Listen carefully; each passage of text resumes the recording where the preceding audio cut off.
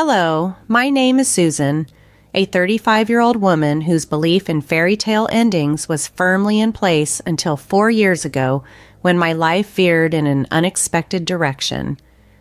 That was when I met Justin, who would later become my husband.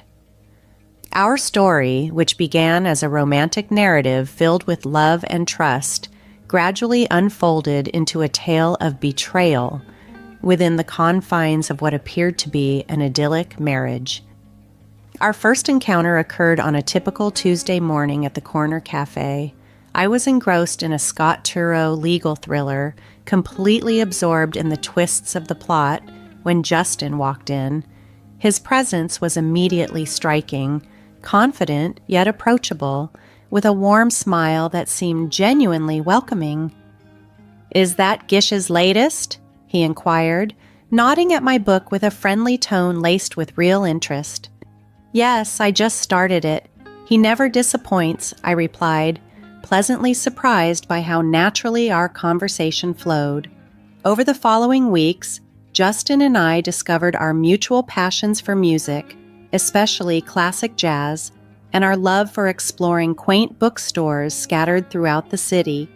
Justin was charming, respectful, and always attentive, making every meeting feel like a reunion with a long-lost friend. One evening, as we strolled by the river, Justin's expression grew earnest. "Susan, I've never felt like this before. I think I'm falling for you," he confessed under the soft glow of the street lamps. His words ignited a warm rush of emotions within me, and I confessed, "I feel the same, Justin. You're unlike anyone I've ever met." 7 months swiftly passed, and our bond only deepened. During a cozy dinner at my apartment, Justin proposed, and I accepted without a second thought. I loved him deeply and was optimistic about our future together. However, the joy of our engagement was soon shadowed by anxiety as the time approached to meet Justin's parents. His mother, Catherine, was a stern woman with piercing eyes that scrutinized my every action, while his father was more approachable but carried a serious demeanor, particularly about marriage. The conversation shifted to a prenuptial agreement at a formal dinner at their home. "It's just practical," his father declared, catching me off guard. Given my previous experience with an unfaithful ex, I realized the importance of setting clear boundaries in relationships. With a firm tone, I proposed a condition. If either of us strays, the one who cheats will owe the other $200,000. Justin looked at me, his face a mixture of shock and admiration. "Susan, I promise I'll never cheat on you," he assured me with sincerity. Our wedding was a splendid event, brimming with joy, dance, and heartfelt promises of eternity. The initial year of our marriage was like living a dream. We journeyed to enchanting places, spent serene evenings together at home, and supported each other's dreams and ambitions. Justin was more than just my spouse. He was my best friend and confidant. After the excitement of our wedding, settling into married life was surprisingly smooth. Our first year felt like a blissful bubble, untouched by the outside world. Our honeymoon in Italy was magical, wandering along the Santa Caterina del Sasso as two lovers lost in the romance. "Can you believe we're here?" I asked Justin one evening as we watched the Eiffel Tower light up. He pulled me close and replied, "I believe anything is possible with you. This is just the beginning for us, Susan." Those days were filled with laughter, romantic dinners, and dreams of a future together. Returning home with a suitcase full of cherished memories, our connection seemed stronger than ever. Our daily routine was simple yet fulfilling. Justin would leave for work each morning, and I'd prepare dinner for his return. Our evenings were spent in deep conversation, discussing everything and anything. One evening, while tidying up after dinner, Justin said, "I never thought I'd be this happy doing ordinary things like washing dishes." I playfully splashed water at him, and he laughed, catching it in his hand. "That's because you've got an amazing wife. It's all about good company," I joked. This simple, joyful routine underscored the deep bond and shared happiness that characterized our life together. He once told me, "Marrying you was the best decision of my life, despite the increasing pressure from others, especially the expectations about starting a family soon." Our joy remained steadfast. Catherine, Justin's mother, would often drop not-so-subtle hints during family gatherings asking, "So, when are we going to hear some good news?" I typically responded with a lighthearted joke, but her persistent questioning began to wear on me over time.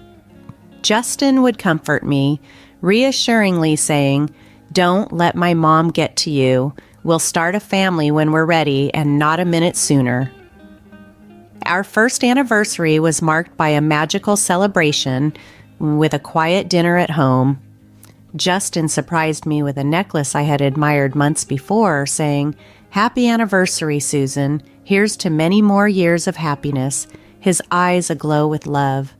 As we cuddled on the couch that night, I felt incredibly blessed. However, as we entered our second year of marriage, the pressure from Justin's family, especially Catherine, began to take its toll. It wasn't just about starting a family anymore. Her critiques permeated every part of our lives. Catherine's disapproval, often veiled in seemingly helpful comments, turned every family visit into an ordeal. One afternoon, as I was setting the table for lunch, Catherine walked into the kitchen, eyeing the spread with a disapproving frown. "Is this what you're serving? A bit simple, don't you think?" she remarked, her tone dripping with disdain.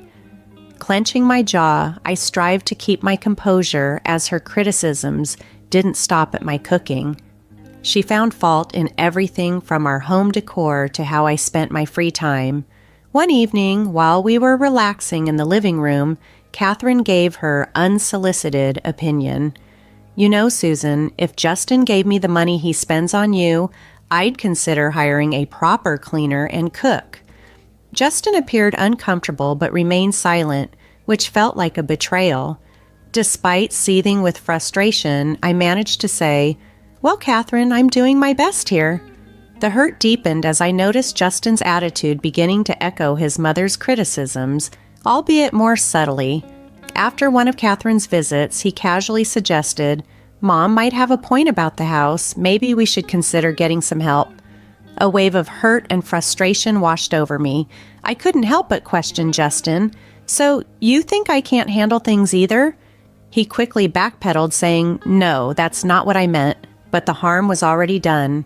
Constant criticisms and Justin's growing detachment put a strain on our marriage, leading to petty arguments and turning our once effortless conversations into tense discussions. After one particularly intense argument, I found myself pondering aloud, "What happened to us, Justin? We used to be a team." He ran a hand through his hair, visibly frustrated, and responded, "I don't know, Susan. Everything feels so complicated now." That night, I went to bed feeling isolated and misunderstood. Catherine's subtle yet harmful remarks had not only invaded our home, but were also eroding our relationship, making me doubt whether the love Justin and I once shared could survive this constant barrage of negativity. As our fourth year of marriage began, unease settled in my heart. The once vibrant flame of our love now flickered under the shadow of doubt and distrust. It started with repeated calls from a name that frequently appeared on Justin's phone, Brian. Justin's demeanor shifted every time that name flashed on his screen. One evening, as we were watching TV and his phone rang yet again, I noticed the nervous glance he threw my way. Trying to sound nonchalant, I asked, "Who's Brian?" "Just a new guy at work, no one important," Justin replied, his voice a bit too casual, his explanation sounding rehearsed. However, Justin's behavior continued to change. He began coming home late, often providing flimsy and inconsistent reasons for his tardiness. Even his wardrobe changed, shifting from casual to sharply tailored suits. One night, as he was getting ready to leave for another late work night, I couldn't help but notice his dressed-up appearance. "Working late again?" I asked, noting the change. "Yeah, big project," he answered, but the way he said it made me feel even more disconnected from the man I once knew so well. He spoke without looking at me. "Don't wait up," he said tersely. The frustration I'd been bottling up erupted, and I finally confronted him. "Justin, this isn't like you. What's happening?" My voice shook, betraying my mix of anger and fear. Justin sighed heavily, his expression a mix of guilt and irritation. "I've told you, it's just work. Why can't you trust me?" he retorted.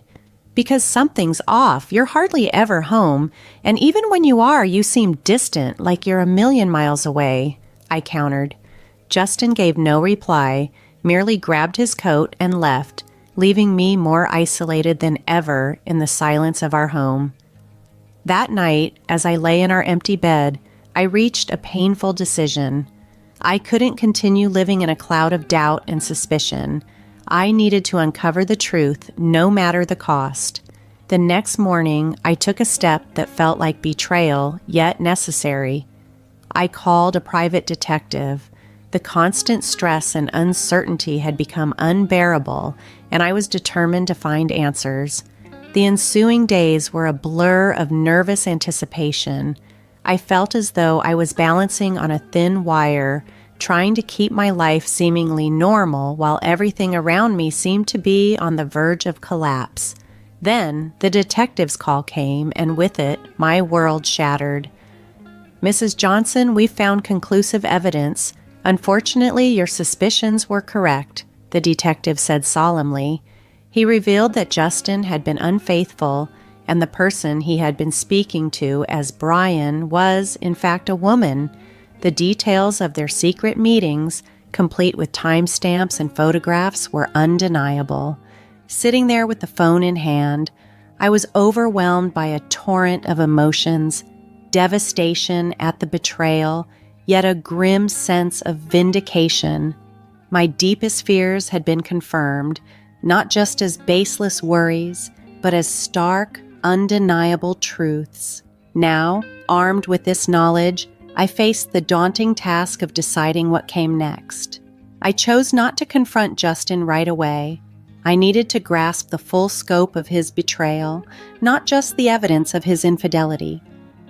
One evening, as I passed by his home office, I inadvertently overheard a conversation that sent a chill down my spine.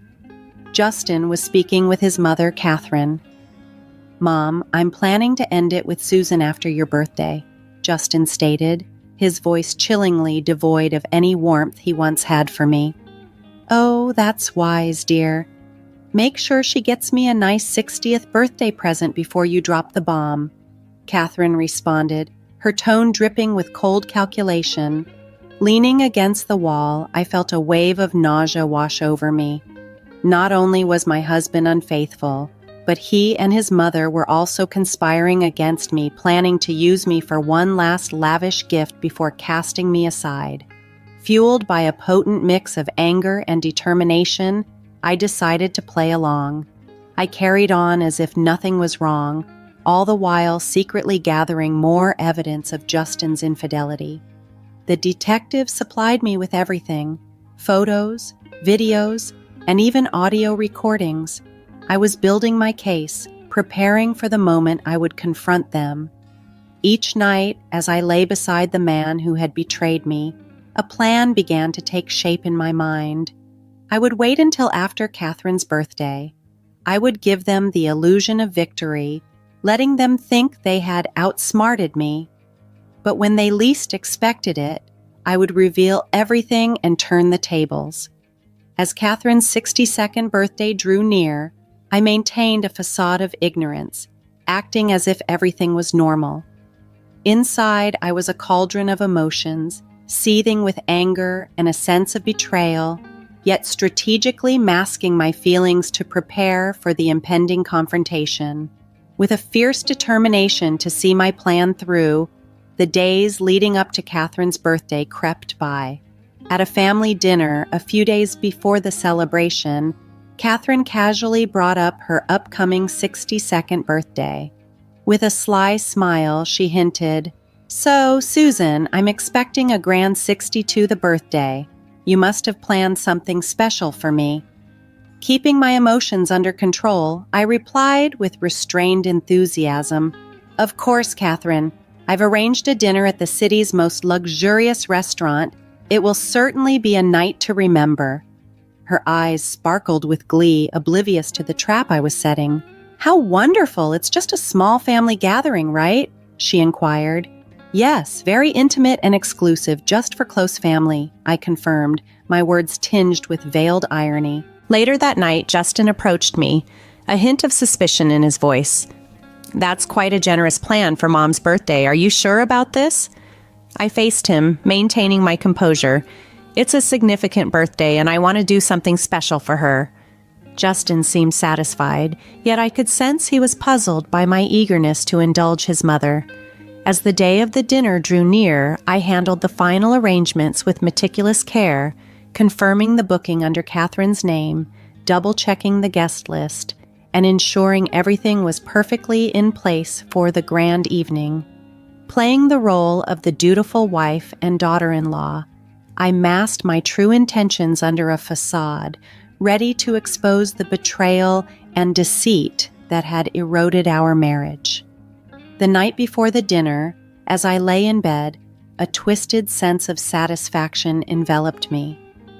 I was just hours away from turning the tables on Justin and Catherine, ready to reveal everything in a dramatic climax that would shake the foundations of our relationship.